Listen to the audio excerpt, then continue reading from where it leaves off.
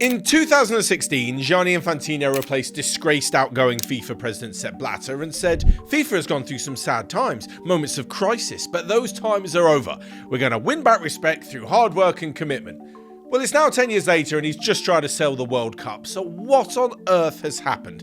From a devious plan to a hasty apology and a burning aftermath, here's how Infantino kicked off FIFA's civil war. Gianni Infantino needs to resign. He needs to resign today. Let's start by going back ever so slightly to midsummer, where in the wake of the money-spinning largest World Cup ever, Infantino was secretly preparing to finalise a deal that would have changed football forever. A deal selling a 20% commercial stake for a staggering $4.2 billion, placing an insane $20 billion commercial value on the greatest sporting event on earth.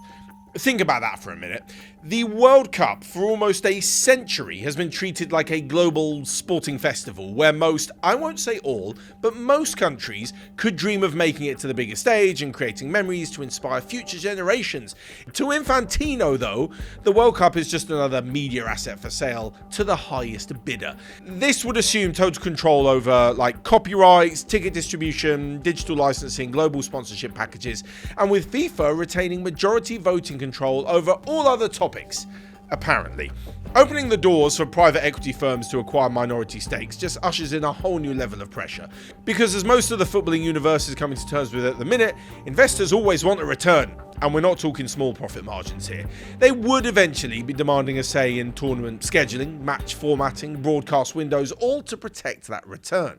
Now, understandably, you might ask, how on earth has he expected to push something like this through without triggering an immediate riot? Well, this is where classic FIFA politics come into play. Infantino knew that if he presented this plan openly to the global football community, the backlash would hit him just as hard as that Super League nonsense a few years ago. So, he constructed a genius plan, otherwise known as a bribe. In late July, a letter was quietly dispatched to all 211 member associations across the globe. The pitch was simple.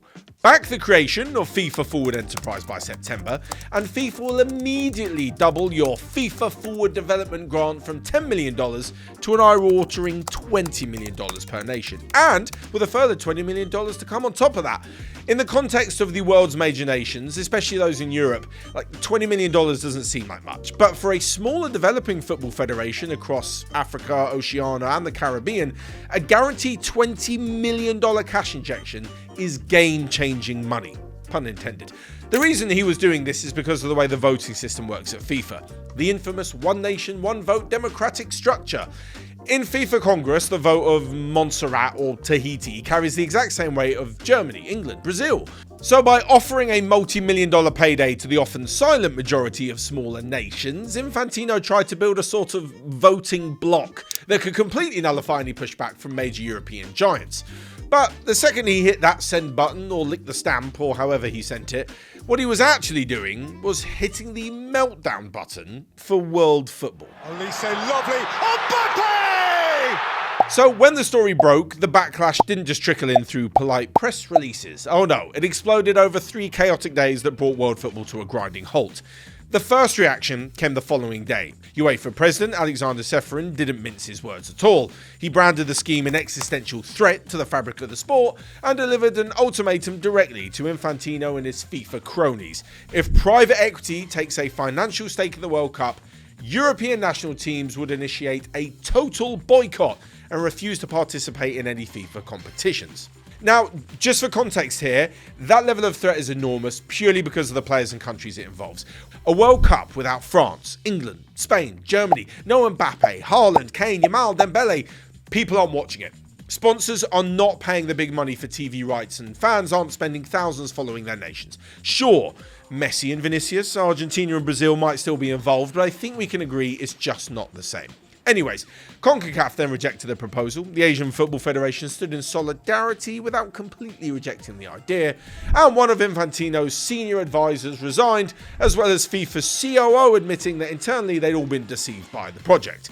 The image of Infantino crumbled. He now looks like a rogue executive who tried to quietly sell off the company jewels behind the back of its own board members. Ultimately, it was about his abuse of power and authority whilst in the most prominent job you could hold in football.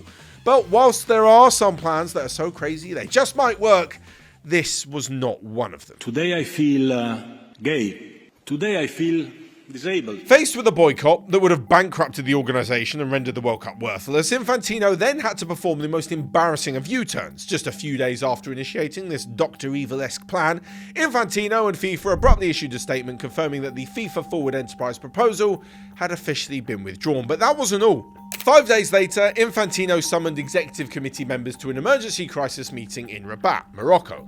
Gone was the ballsy attitude and the arrogant dismissal of critics, and in its place, a humbled, written apology to member associations, admitting that grave mistakes were made in the handling of the process and that no commercial restructuring would ever be attempted again without everyone's consultation first. What's so crazy is that it means he didn't apologise for what he was actually attempting, just that he got the communication wrong.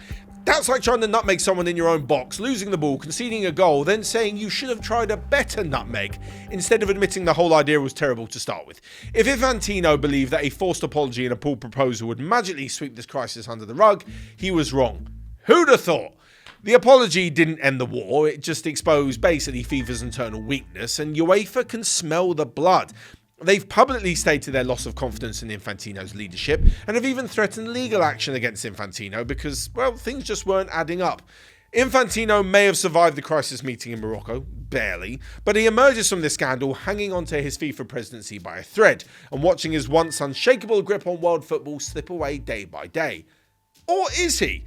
Because due to the voting system I mentioned earlier, there might still be life in the old dog yet. Well, it's a big thing, and Gianni's a friend of mine. He's done such a great job. With his global coalition crumbling then, what are Infantino's options?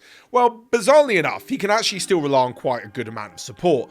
To retain his presidency in the next election, currently scheduled for March, he simply needs a 106 vote majority. Historically, this system was Infantino's trump card, another pun intended. His traditional core base of support was rooted in Africa, where the Confederation of African Football holds 54 voting delegates, alongside smaller associations in Asia and Oceania. By doubling FIFA forward development grants and expanding the World Cup to 48 nations, which effectively doubled Africa's guaranteed tournament slots, Infantino made sure a good number of FIFA voting nations knew exactly which side their bread was buttered. But even now, after all that's gone on, those governing bodies are still on his side, as are 𝗘𝗫𝗧𝗏, the South American Confederation. I mean, with all that, there's reason to believe that he could scrape past the 106 vote line, maybe offer up even more money to try and sway some votes in his direction, or realise his position is politically toxic and negotiate a quiet face-saving exit. Very unlikely. This means that by standing his ground, he invites potential opposition into the ring, the most credible of whom is CONCACAF president and Canadian sports bigwig Victor Montagliani. I mean, after a quick bit of research, the fact that he leads North American football, served as a key figurehead for the 2026 World Cup, and sits as a FIFA vice president all goes in his favour.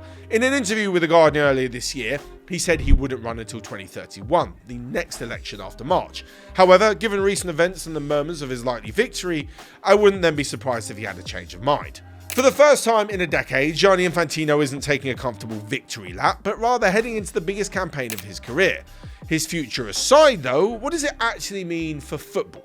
In the short term, football won a decisive victory. Private equity was forced into a humiliating retreat, and we can all save ourselves a headache by trying to figure out just how much money 4 billion actually is.